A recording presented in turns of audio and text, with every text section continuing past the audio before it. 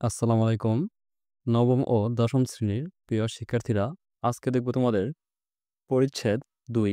আমরা গত ক্লাসে দেখেছিলাম পরিচ্ছেদ ১, পরিচ্ছেদ ২ বাংলা ব্যাকরণ। আজকে আমরা তোমাদের অনুশীলনের ১০টি প্রশ্ন আমরা সমাধান করব। তার আগে আমরা এই পরিচ্ছেদটি পড়ে নেই।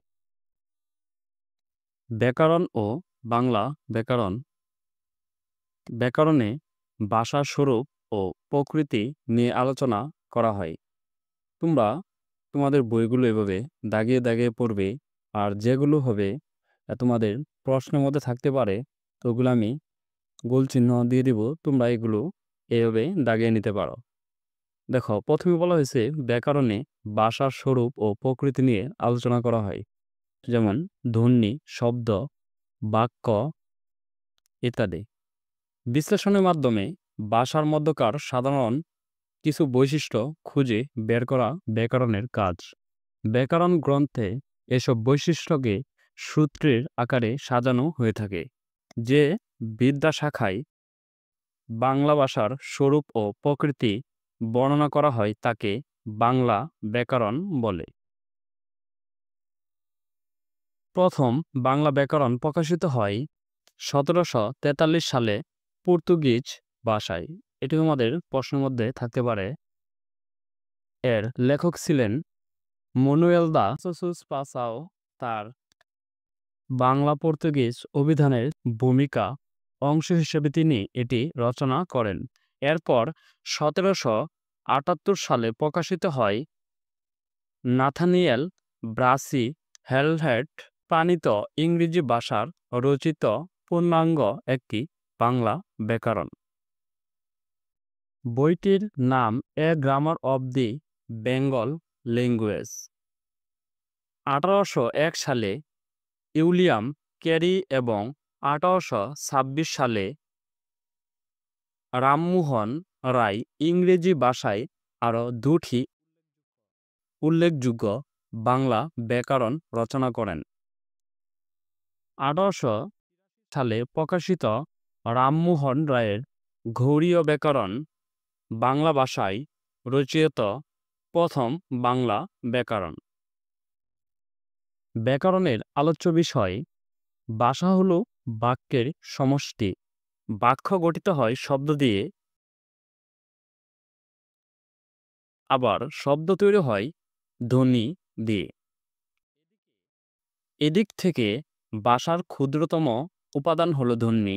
এ ধ্বনি, শব্দ, বাক্য প্রত্যেকটি অংশই ব্যাকরণের আলোচ্য। এছাড়া শব্দের ও বাক্যের বহু ধরনের অর্থ হয়, সেসব অর্থ নিয়েও ব্যাকরণের আলোচনা করা হয়। ব্যাকরণের এসব আলোচ্য বিষয় বিভক্ত হয় অত্যন্ত 4টি ভাগে, যথা ধ্বনিতত্ত্ব, রূপতত্ত্ব, বাক্যতত্ত্ব ও অর্থতত্ত্ব। ধ্বনিতত্ত্ব হচ্ছে ধ্বনিতত্ত্বের আলোচ্য বিষয়। ধ্বনি লিখিত ভাষায় ধ্বনিকে যেহেতু বর্ণ দিয়ে প্রকাশ করা হয়, তাই বর্ণমালা সংক্রান্ত আলোচনা এর অন্তর্ভুক্ত। ধ্বনিত্বের মূল আলোচ্য বাকযন্ত্র, বাকযন্ত্রের উচ্চারণ প্রক্রিয়া, ধ্বনির বিন্যাস, স্বর ও ব্যঞ্জনধ্বনির বৈশিষ্ট্য, ধ্বনিদল প্রভৃতি। রূপতত্ত্বে শব্দ ও তার উপাদান নিয়ে আলোচনা করা হয়। এই আলোচনায় বিশেষ্য, সর্বনাম, বিশেষণ, ক্রিয়া, ক্রিয়াবিশেষণ ইত্যাদি স্থান পায়। বিশেষ গুরুত্ব পায় শব্দ গঠন প্রক্রিয়া। বাক্যতত্ত্ব হচ্ছে বাক্যতত্ত্বে বাক্য নিয়ে আলোচনা করা হয়। বাক্যের নির্মাণ এবং এর গঠন বাক্যতত্ত্বের মূল আলোচ্য। বাক্যের মধ্যে পদ ও বর্গ কিভাবে বিন্যস্ত থাকে বাক্যতত্ত্বে তা বর্ণনা করা হয়। এছাড়া এক ধরনের বাক্যকে অন্য ধরনের বাক্যে রূপান্তর, বাক্যকে বাচ্য, উক্তি ইত্যাদি বাক্যতত্ত্বের আলোচ্য বিষয়। কারক বিশ্লেষণ, বাক্যের যোগ্যতা, বাক্যের উপাদান, লোপ, যতিচিহ্ন প্রভৃতিও বাক্যতত্ত্বে আলোচিত হয়ে থাকে। অর্থতত্ত্ব হচ্ছে ব্যাকরণের যে অংশে শব্দ, বর্গ ও বাক্যের অর্থ নিয়ে আলোচনা করা হয় সেই অংশের নাম অর্থতত্ত্ব। একে বাগর্থতত্ত্বও বলা হয়। বিপরীত শব্দ, প্রতিশব্দ, শব্দজোড়, বাগধারা প্রভৃতি বিষয় অর্থতত্ত্বের অন্তর্ভুক্ত। এছাড়া শব্দ, বর্গ ও বাক্যের বঞ্চনা নিয়েও ব্যাকরণের এই অংশে আলোচনা থাকে। এখন আমরা দেখে নিই তোমাদের অনুশীলনে কয়েকটি প্রশ্ন দেওয়া আছে, সেগুলো আমরা সমাধান করি। ১. ভাষার প্রকৃতি নিয়ে আলোচনা করে। ক.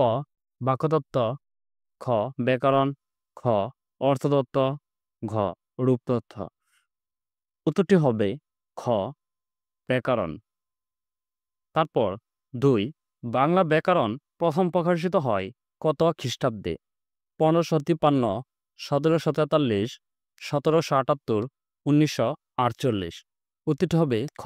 ১৭৪৩। একটু আগে আমরা দেখেছিলাম এখানে ১৭৪৩ সালে।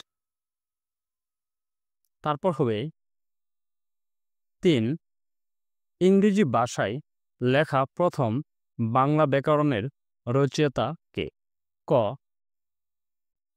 উইলিয়াম ক্যারি, রামমোহন রায়, হরপ্রসাদ শাস্ত্রী, গ. Nathaniel Brassey Halhed. উত্তরটি হবে ঘ. তারপর ৪. ঘড়ীয় ব্যাকরণ এর রচয়িতা কে? ক. ঈশ্বরচন্দ্র বিদ্যাসাগর, খ. সুনীতিকুমার চট্টোপাধ্যায়, ঘ. উইলিয়াম ক্যারি, ঘ. রামমোহন রায়। উত্তরটি হবে ঘ. রামমোহন রায়। তারপর ৫ নাম্বার, ভাষার ক্ষুদ্রতম উপাদান। ক. ধ্বনি, খ. অক্ষর, গ. শব্দ, ঘ. বাক্য। উত্তরটি হবে ক. ধ্বনি। তারপর ৬. বাকযন্ত্র ব্যাকরণের কোন অংশের আলোচ্য বিষয়? ক. ধ্বনিতত্ত্ব, রূপতত্ত্ব, অর্থতত্ত্ব, বাক্যতত্ত্ব। উত্তরটি হবে ক. ধ্বনিতত্ত্ব। তারপর ৭ নম্বরটা আমরা দেখে নেই, শব্দের অর্থ ও অর্থ বৈচিত্র্য নিয়ে আলোচনা করে। ক. ধ্বনিতত্ত্ব, রূপতত্ত্ব, অর্থতত্ত্ব, বাক্যতত্ত্ব। উত্তরটি হবে ঘ. অর্থতত্ত্ব। তারপর ৮ নম্বরটি আমরা দেখে নেই, নিচের কোনটি রূপতত্ত্বের আলোচ্য বিষয়?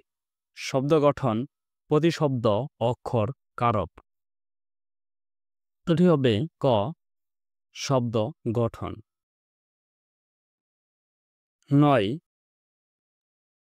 বাচ্য ও উক্তি ব্যাকরণের কোন শাখায় আলোচিত হয়? ক. অর্থতত্ত্ব, খ. রূপতত্ত্ব, গ. ধ্বনিতত্ত্ব, ঘ. বাক্যতত্ত্ব। উত্তরটি হবে ঘ. বাক্যতত্ত্ব। তারপর ১০ নম্বর, শব্দ গঠন নিয়ে আলোচনা করা হয় ধ্বনিতত্ত্বে, রূপতত্ত্বে, অর্থতত্ত্বে, বাক্যতত্ত্বে। উত্তরটি হবে খ.